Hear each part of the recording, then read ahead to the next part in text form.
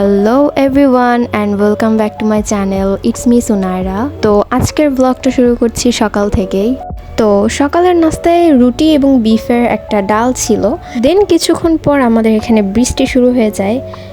আর বৃষ্টিটা আমার এত ভালো লাগতেছিল, বৃষ্টির যে আমি কয়টা ক্লিপ নিছি, মানে প্রত্যেকটা রুমে গিয়ে গিয়ে আমি বৃষ্টির একটা করে ক্লিপ নিতেছিলাম তখন। আর এই যে লাস্টে যে ভিউটা দেখতে পাচ্ছ, এটা তোমাদের কাছে জঙ্গল মনে হইতে পারে, বাট আমার কাছে এতটাই ভালো লাগতেছিল আমি এটারও ক্লিপ নিয়ে নিছি তখন। আর তারপর এখানে আমার বাবা একটা আচার মেক করে।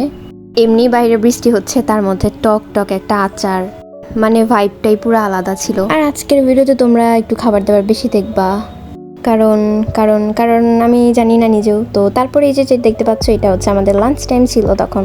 সো তখন বাসায় যেহেতু ফ্রাইডে ছিল আজকে, সো একটু স্পেশাল খাবার ছিল। আর এই খাবারগুলো কিন্তু আমার আম্মুই মেক করেছিল বাসায়। আর আরেকটা কথা হচ্ছে, আজকে আমার ছোট ভাইয়ের বার্থডে ছিল, সো জন্য এই কেকটা আনা হয় অ্যান্ড আমরাও একটু রেডি হয়ে যাই। আর তারপর বাসায় ছোটোখাটো একটা ওকেশন হয়েছিল। And sorry to say guys, সেটার আমি কোনো ক্লিপ নিতে পারিনি।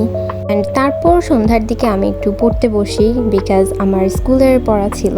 তো তোমরা যারা আমার মতো ক্লাস 9-এ পড়ো তারা অবশ্যই চিনবা এইটা হচ্ছে হায়ার ম্যাথের 16.3 চ্যাপ্টার ছিল। তো সেইখানে যে ম্যাথগুলো ছিল সেটাই আসলে আমাকে এইচডব্লিউ দিয়েছিল, তো সেটা আমি কমপ্লিট করেছি।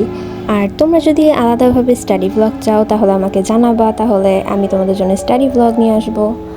তো তারপর আমি পড়তে পড়তে টিভি দেখতেছিলাম, টিভি বলতে আমি সং শুনছিলাম। আর এইটা আমার একটা অভ্যাস যে আমি ম্যাথ করার সময় আমার সং শুনতেই হয়, আমি সং না শুনে আমি ম্যাথ করতে পারি না।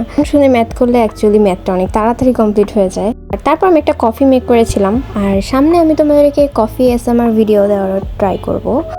দেন এই তো দেয়ালে এই যে এগুলো আর কি, এগুলোকে কী বলে, পোস্টার মেবি কিছু একটা, তো সেটা আমি লাগাইছি। আর তারপর আমি এখানে একটা সায়েন্স ফিকশন পড়ছিলাম।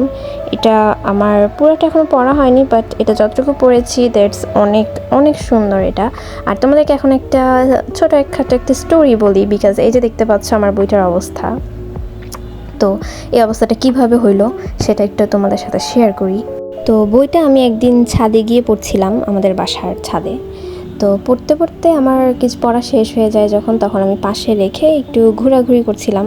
তো তখন আমার কাজিনরা ছিল আর কি বাসায়, তো তাদের সাথে একসাথে ছাদে গিয়ে তো একটু দুষ্টামি করতেছিলাম। করতে করতে হঠাৎ করে একটা সময় দেখি যে বৃষ্টি চলে আসছে। তো বৃষ্টি আসছে, আমরা সবাই লাফালাফি করে বাসায় চলে আসি অ্যান্ড বইটা ছাদেই পড়ে থাকে।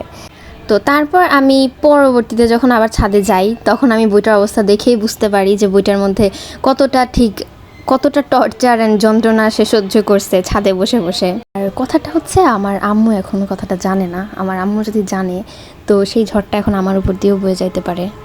আর তারপর আমাদের ডিনার টাইম হয়ে যায়, তারপর আমি একটু ডিনার করে নিই। আমার আম্মুর হাতের কাচ্চি কিন্তু অনেক বেশি ইয়ামি হয়। তো এনিওয়ে গাইজ, আজকের মতো এই পর্যন্তই।